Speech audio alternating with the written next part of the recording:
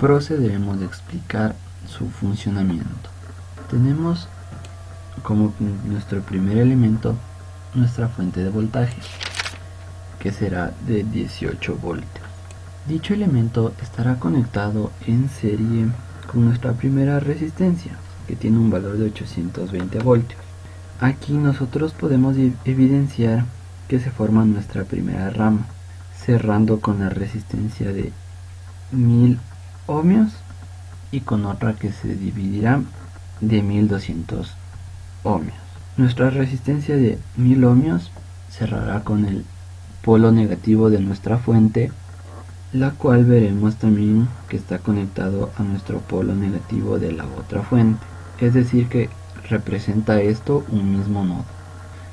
De nuestra segunda resistencia que se divide, tenemos nuestra resistencia de 1200 ohmios. Por dicha resistencia tendremos nuestra segunda corriente, que nosotros procederemos a calcular. Es decir, en esta malla de aquí calcularemos nuestra primera corriente y en esta malla de acá calcularemos nuestra segunda corriente. De dicha resistencia se divide igual en dos resistencias donde habrá una división de corriente.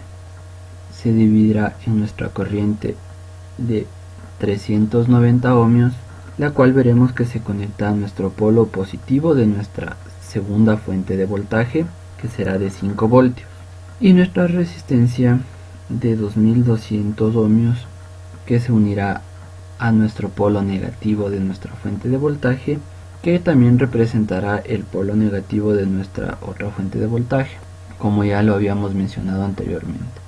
La corriente en esta malla, como ya lo mencionamos, será nuestra corriente 1. La corriente en nuestra malla 2, que será representado en esta resistencia que viene por aquí, será nuestra corriente 2. Y la corriente, como podemos evidenciar en esta malla, será nuestra corriente 3. Para el cálculo de nuestra corriente usaremos leyes de Kirchhoff. Para el cálculo, por ejemplo, de esta malla, podemos hacer el cálculo de que la sumatoria de voltajes en esta malla es igual a 0. Es decir, que el voltaje en mi corriente más el voltaje en esta resistencia más el voltaje de mi otra resistencia será igual a 0. Tendremos para eso como valores conocidos nuestras resistencias y el voltaje, y para el cálculo de la corriente necesitaremos saber I1, pero podemos ver que en nuestra resistencia de 1000 ohmios tenemos una corriente externa que la denominaremos nuestra segunda corriente, la que también influiría, es decir, que el voltaje en esta resistencia será igual a nuestra resistencia por la diferencia entre mi corriente de aquí menos mi corriente de acá, según como hayamos definido la dirección de nuestra corriente. Es decir, si esta corriente la definimos en este sentido y esta corriente igual en este sentido, diríamos que las corrientes se restan.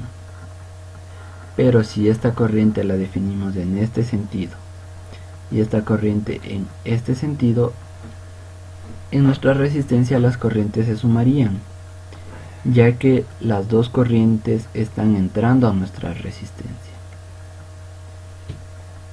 En nuestra segunda malla podemos también decir el mismo concepto de que la sumatoria de nuestros voltajes será igual a 0, es decir, el voltaje en esta resistencia más el voltaje en esta resistencia más el voltaje en esta resistencia es igual a 0. Al igual que antes podemos ver que en esta resistencia actúan dos corrientes, la corriente 1 y la corriente 2.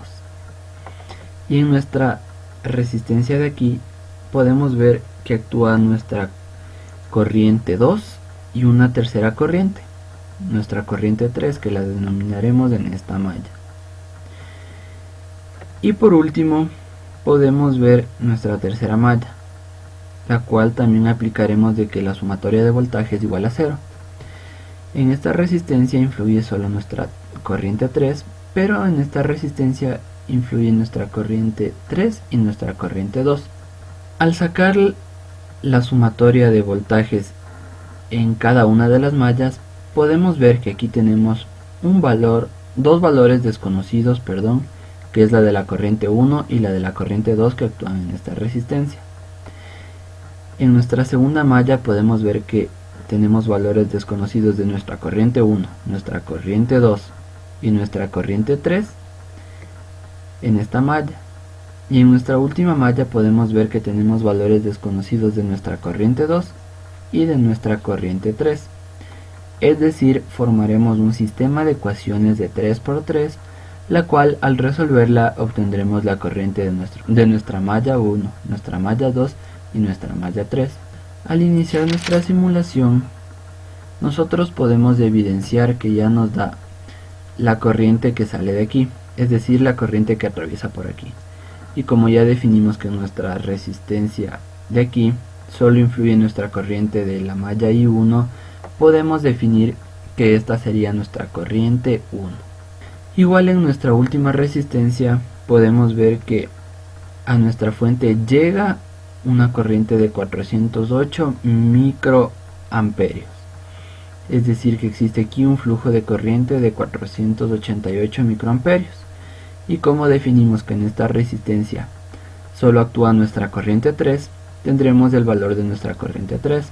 Para saber el valor de nuestra corriente 2, debemos conectar en serie un multímetro dentro de nuestra malla 2. Como ya sabemos, esta será nuestra malla 2, por lo cual podremos quitar este cable y en los terminales conectar en serie nuestro multímetro.